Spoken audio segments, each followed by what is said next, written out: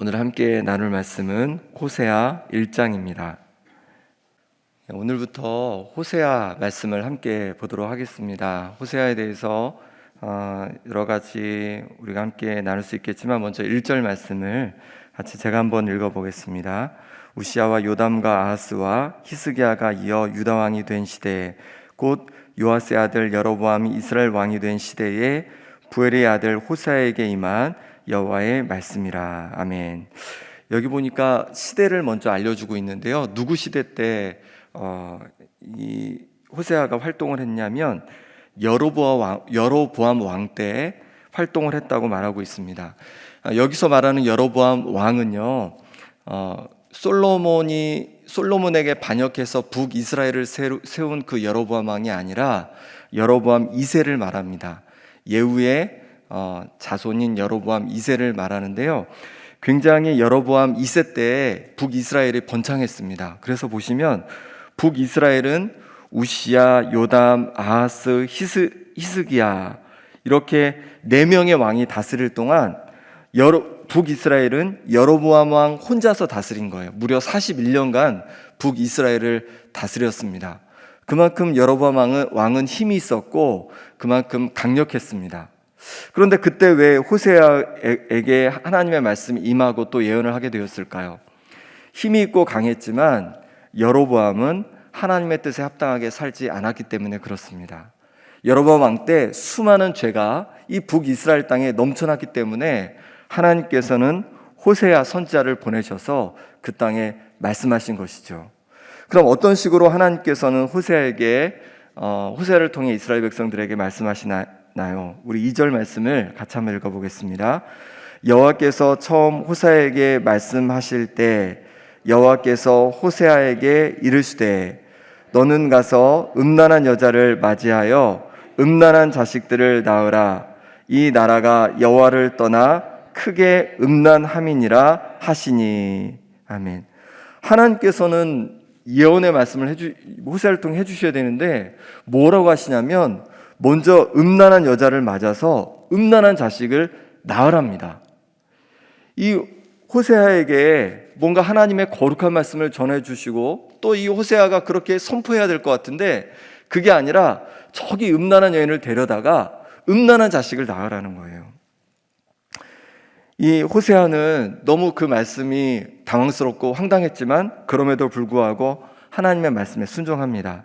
3절에 보니까 이에 그가 가서 디블라임의 딸 고멜을 맞이하였더니 고멜이 임신하여 아들을 낳으매. 정말 음란한 고멜을 데려다가 아내로 삼게 됩니다. 그럼 하나님께서는 왜 그렇게 하셨을까요? 음란한 고멜을 왜 아내로 맞아들이게 하셨을까요? 2절 후반절에 보니까 이렇게 말씀하시죠. 이 나라가 여호와를 떠나 크게 음란함이라. 곧 무엇을 말하고 있냐면 바로 북이스라엘의 상태가 저 음란한 고멜의 상태와 같음을 말씀하고 있는 것입니다. 이 북이스라엘이 하나님께서 정말로 북이스라엘을 사랑하셔서 저 애굽에서 건져내시고 또 이스라엘 땅에 왔을 때도 하나님께서 크신 사랑을 보여주셨는데 그럼에도 불구하고 하나님을 떠나서 이 가나안 땅에 우상을 섬기고 그뿐만 아니라 하나님이 아닌 다른 나라, 힘센 나라들을 섬기는 그 모습을 보면서 음란한 여인과 같음을 말씀해주고 있는 것입니다. 그런데 여기서 우리는 하나님의 놀라운 사랑을 발견하게 됩니다. 하나님께서는 그 음란한 여인 고멜을 아내로 맞이하라고 말씀하십니다. 이 말씀은 뭐냐면 바로 음란한 북이스라엘, 하나님을 향하여 음란한 북이스라엘을 하나님께서 버리시는 것이 아니라 그 북이스라엘을 다시 하나님의 그 크신 사랑으로 품으시고 회복하실 것을 말씀하신 것입니다. 우리가 호세아를 읽으면서 하나님의 분노를 볼 수 있습니다. 하나님의 그 심판을 보게 됩니다. 하지만 하나님의 가장 큰 마음은 무엇이냐면 결국 그 심판과 그 분노를 통해서 다시금 이스라엘을 회복하고 다시금 하나님께로 돌아오게 하시려고 하신 그 사건인 줄 믿습니다. 우리도 마찬가지입니다. 때로 우리의 삶에서 하나님께서 기뻐하지 않는 모습으로 살 때가 많이 있습니다.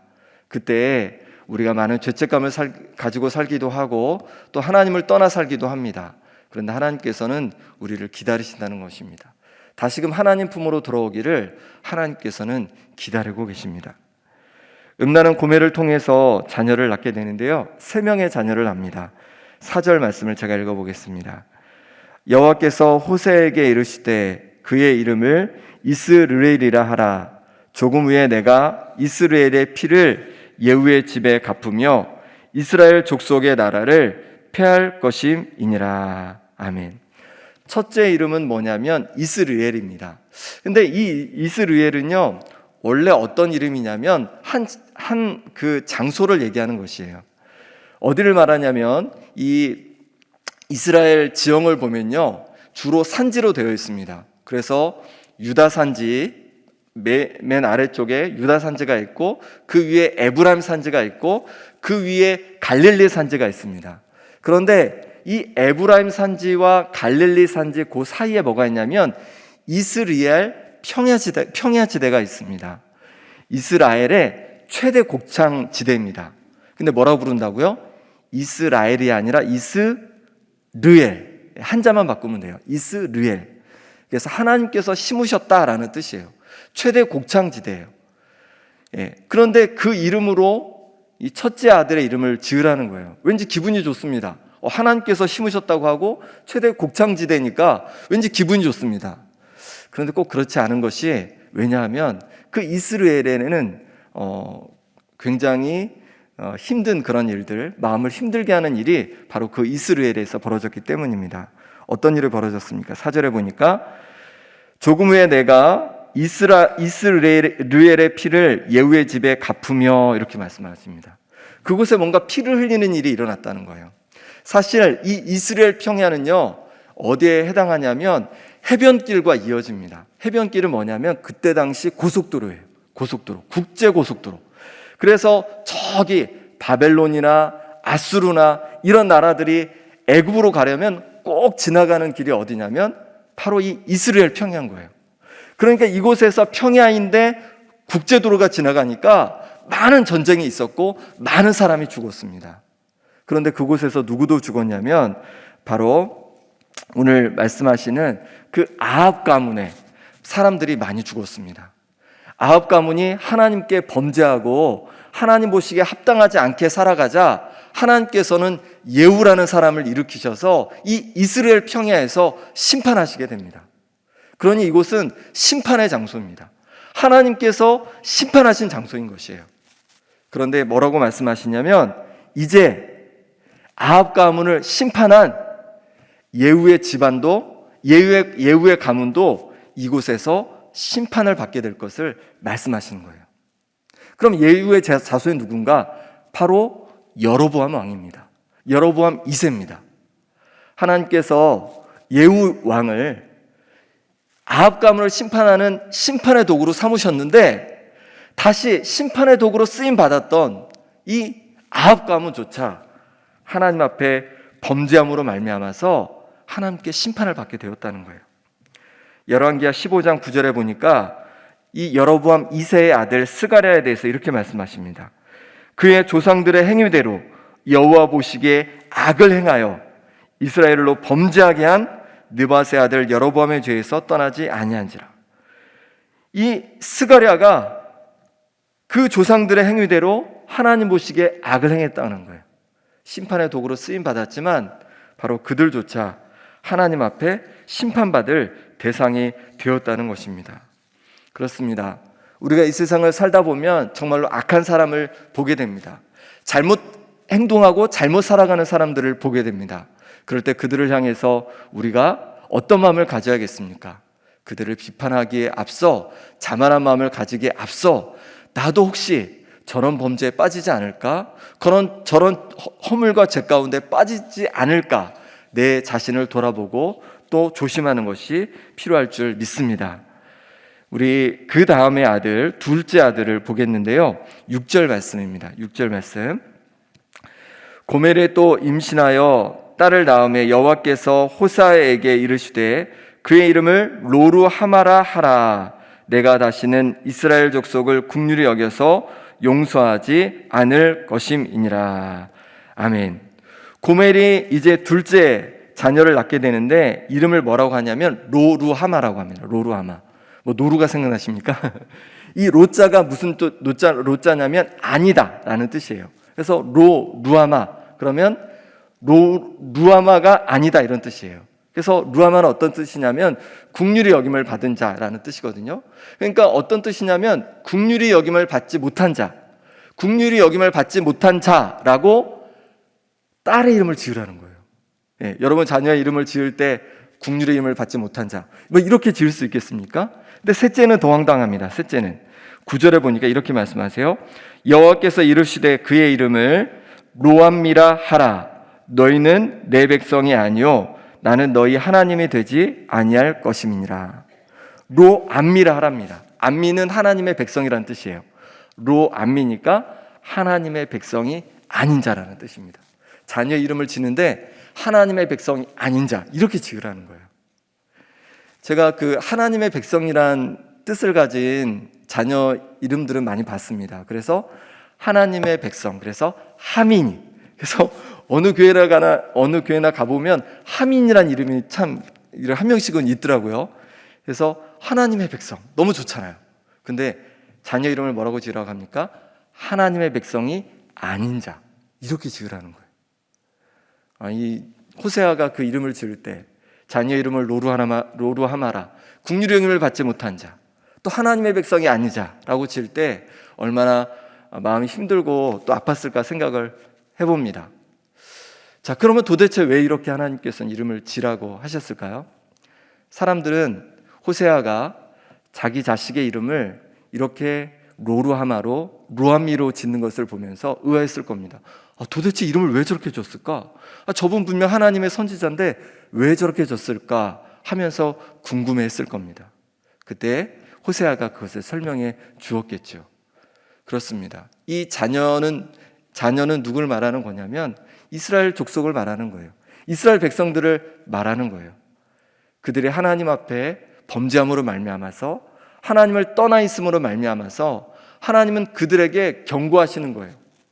너희는 이제 내게 긍휼을 입지 못한 자들이야. 너희는 이제 내 백성이 아니야 라고 하나님께서는 이스라엘 자손을 통해서 그렇게 말씀하시는 겁니다. 그럼 하나님께서 정말 그들을 버리셨을까요? 정말로 그들을 외면하셨을까요? 그들을 긍휼히 여기지 않으셨을까요? 그렇지 않습니다. 하나님께서 그들을 하나님의 크신 사랑으로 그들을 품고 사랑하시고 그들을 돌봐주셨음에도 불구하고 그들을 계속해서 이방신을 섬기고 다른 나라를 섬기고 하나님을 떠나자 하나님께서는 그들에게 애타는 마음으로 그들을 부르시는 것입니다. 어떻게 우리가 그것을 알 수 있냐면요, 우리 7절 말씀을 같이 보겠습니다. 그러나 내가 유다 족속을 긍휼히 여겨 그들의 하나님 여호와로 구원하겠고, 칼이나 전쟁이나 말과 마병으로 구원하지 아니하리라 하시니라. 아멘. 그들을 다시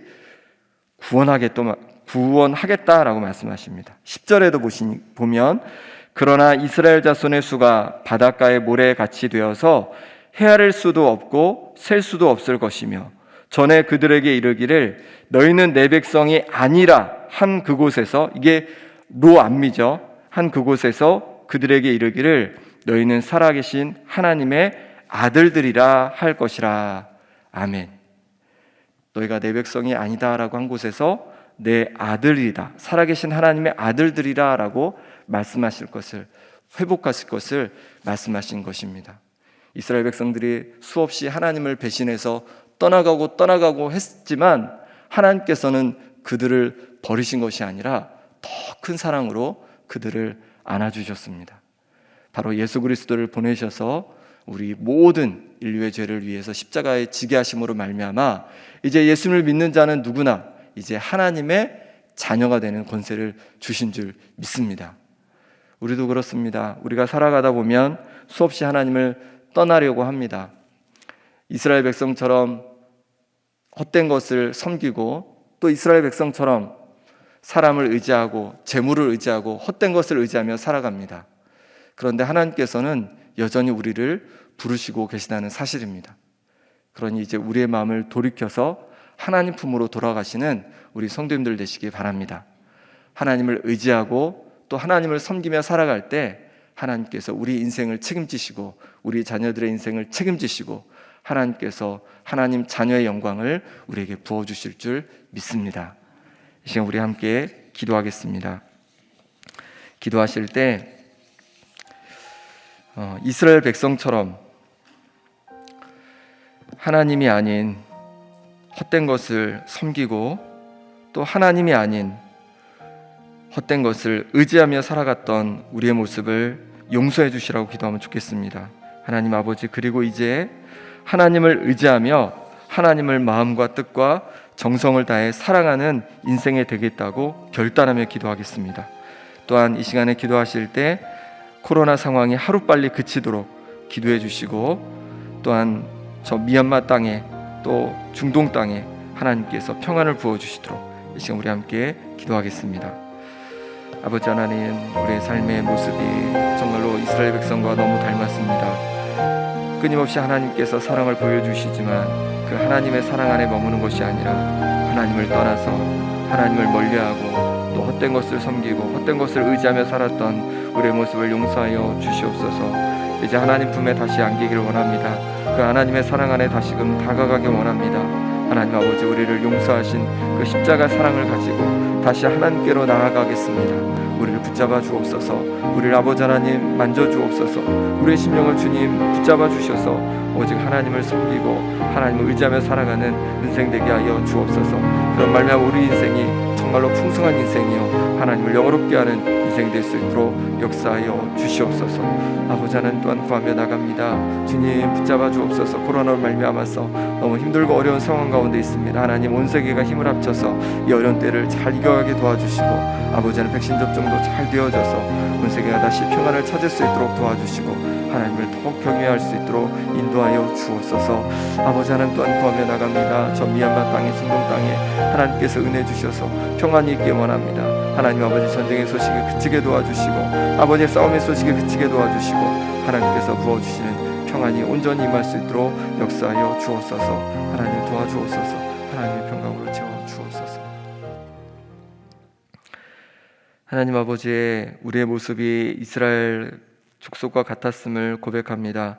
하나님께서 끊임없이 하나님의 사랑으로 우리를 품으려 하지만 우린 계속 하나님의 품을 떠나서 헛된 것을 의지하고 헛된 것을 섬기려 하는 모습을 보게 됩니다.